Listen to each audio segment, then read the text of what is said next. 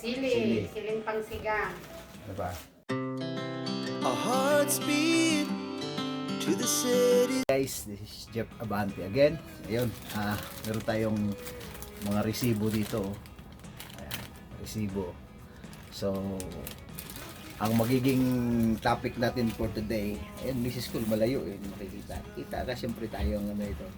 Tayo ang magbibigay sa kanila ng ano, ng impormasyon kung ano na ang pagtaas ng mga presyo dito sa Canada. So, marami na rin gumagawa ng video na umuwi na, for good na.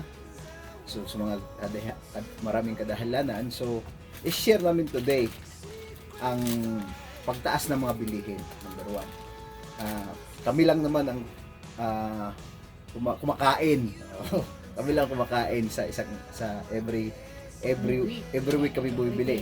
Sa everyday kasi ang anak namin nasa ano na siya, nasa Calgary, nag-work na siya, may sarili na siyang tawag ito, trabaho. May sarili na siyang, kumbaga, may sarili na siyang buhay kasi nataan na rin, sa tamang edad na. So kami mag-asawa na lang ang nandito. So, ayan po guys, i-share po natin today, ayan, mga resibo yan. Resibo na binili namin. So, 115, 70, ayan, isa pa. Ito isa. Pakita ko lang para ano. 1968. Ayan, 68 ba? 168. So, 230 plus ang aming nagastos this week. Every week kasi kami bumibili mag-asawa. Bumibili kami ng mga pagkain. So, sa panahon na way back pandemic, before pandemic, 2020, ikaw siya. 2017. 2017 ako dumating. So, yung $50, marami ka na mabili. So, 17, 18, 19, 20, 21, 22, 23, 24, 25 na. So, ano na ako? 7 years na ako. 7 years na ako, as in. Ano na ba ngayon? Is 20? 2020 pa ngayon. Di ba? Anong ano na ngayon? 21. July 21. So, 19 kami dumating dito. So, 7 years na ako. 19, 17 ka dumating. Ako 17. So, dito? 2017, 2017 nga. 2017, July July 19, 19. nandito Magulo na to ako. magulo. Hindi ako magulo. Ang gulo. So, isi-share namin sa inyo, nung way back nung dumating ako, ang $50, marami ka nang mabili. So, 7 years, so medyo malayo na rin ang narating ko. 7 years na ako. So, ngayon, itong 230 plus dollars na binili namin, napakita ko sa inyo doon sa may video kami sa last sa aming medyo konti lang nabili namin. So 200 plus lang ang nagastos namin, pero napaka-konti na lang. So napakamahal na ngayon ang mga bilihin dito sa Canada. Talagang iba na yung mga pagkain. Hindi lang yun ang mga tumataas na rin yung mga mortgages ng bahay, yung gasolina tumaas na rin, yung house insurance o home insurance sa tawag, yung Insurance. hindi, wag mo na yan, bahay lang ang mga ano lang, yung property tax. Ano natin yan sa magagawa tayo ng video diyan, lahat ng mga binabayaran namin. So yun guys, dito sa nabili namin today, talagang mapipil mo na yung pinagbago, yung inflation rate na tinatawag, yung paggalaw ng mga yung ekonomiya sa buong bansa, dahil talagang sobrang mapipil mo na yung bigat na pag tuwing bibili ka, kukunti na lang yung nabibili mo, hindi mo na napupuno yung postcard, kasi postcard pa rin yun. Di tulad ng mga time na bago pa lang ako dito. Tsaka di ba nabutan mo yung mga time na na ikaw Yung, 2020 dumating ako dito bago mag-pandemic. oh, Yun, pag Pag nakabili bumili kami ng $100, puno na yung card. Ang dami isipin na mo? nung. Ngayon talaga. Ngayon, Tulad nung kanina, di ba? Kunti na lang. konti na lang. 200 yun. 230 Plus, plus. oo. 30 kasi 119 yung isa 115, 35. So, mga ganun. 15, 45, 35 na. Oh. So yun guys, sobrang ano na. Kaya bakit namin share to? Dahil hindi lang po siguro dito sa Canada ang laki na rin pinagbago. Sobrang ano na rin, yung tipid na rin kami pagdating sa sa mga bilihin. Isipin mo, dalawa lang kami. Paano yung may mga 4 na pamilya, may mga Anak. 4 na anak, 2 anak. Kami na lang 2, oh. Ayan ang nagagastos namin. So, dito pa lang, 2 lang kami. Makikita mo na yung pagtaas ng mga bilihin, pagmahal ng mga bilihin. So, medyo mabigat na. So, sinishare namin ito bilang 2 na lang kami kasi malaki na yung anak namin. May sarili ang, siya na rin nagbibili ng pagkain niya sa sarili niya. Siya na rin yung nagbabayad ng renta niya. So, wala na kaming ano. So, ibig sabihin na wala na dito yung anak namin sa tabi namin. So, paano na yung iba nandiyan sa tabi nila yung mga anak nila, kasama pa nila, mga ano pa. So, paano na yung mga gastusin nila? Paano na yung yung yung budget ng pagkain nila. Diba? Pero at least dito sa Canada, kahit paano, may tulong kasi may binibigay yung government para sa mga para sa mga mayon. Oo, sa bagay. Tama yun. So, ano pa rin, advantage pa rin yun, din tulad sa Pilipinas na as in wala talaga. Oo. Dito, Pero marami nang nagpo-provide sa Pilipinas kahit yung mga anak na 3 na maliit pa. paano tayo di pa tayo pwede mag-forward? Marami pa Pwede tayo. naman. Kaya lang, hindi pa ngayon. Oh, sa bagay. Hindi pa ngayon kasi medyo ano pa tayo. nasa pa kami ngayon. Naiipit pa yung mga lagayan ng bulsa. So, for the next video namin, kami 2 ng misis ko, magtatakil kami ng mga videos na yung dito sa Canada, ano yung mga pagbabago na. Tapos yung dalasa kasing video namin, kita nyo, church. Parang gano'n lang namin eh. Saka dati, kunyari, pag long weekend, yan, lumalabas pa kami, namamasyal pa kami. Ngayon, andito na lang muna Sa bahay na lang kami. Stay at home muna. Para iwas gastos. Oo, kasi isipin mo, magagasolina ka. Siyempre, di ka naman pwedeng di kumain.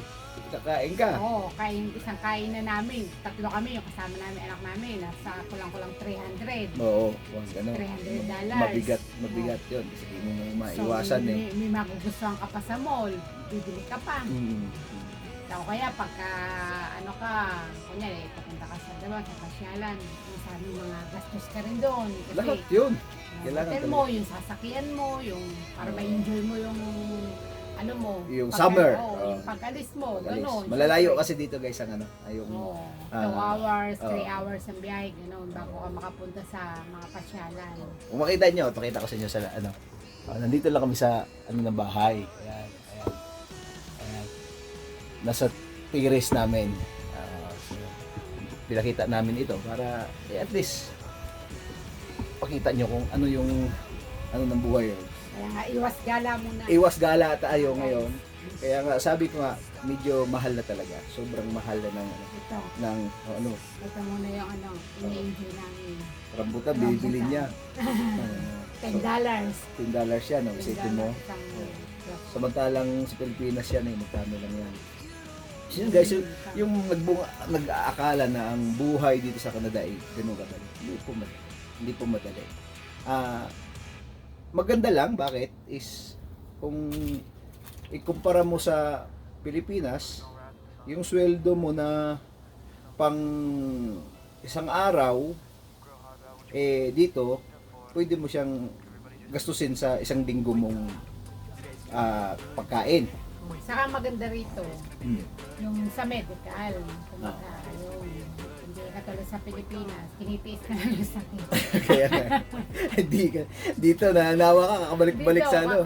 Nawa ka ano ng appointment mo. Para Kakabalik-balik pumunta sa doktor. family doctor. Sumakit lang yung ganito mo, appointment ka. Sumakit lang yung ganito mo, appointment ka. Ah. Ikaw, mananawa ka. Pero napalayo tayo sa ano ah. Napalayo. Siyempre yung ano rito sa buhay rito sa Canada. Oo, sabagay. Diba, kasama yun eh. Oo, Kasama sabagay. yun siyempre. Ang napalayo tayo sa ano sa ginastos natin. Ibig sabihin kasi guys, yung ginastos namin today is mabigat na talaga. Napakabigat na hindi na siya tulad noon na talagang matutuwa ka once na mamalingki ka. Kinukumpara lang namin ito na dalawa lang kami mag-asawa pero ganoon na rin nagagastos namin within a week. Every week kasi kami namimili kami ng aming ng aming pagkain.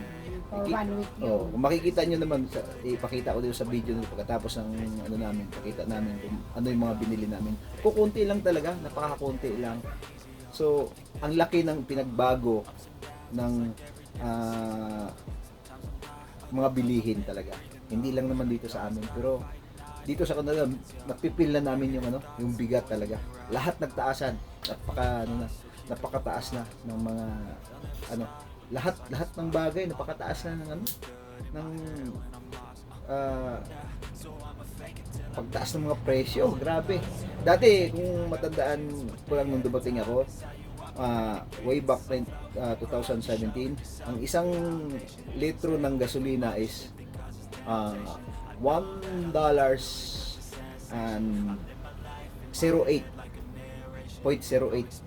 ang isang litro. Ngayon magkano na? Nakita mo naman kanina magkano yung nakalagay doon.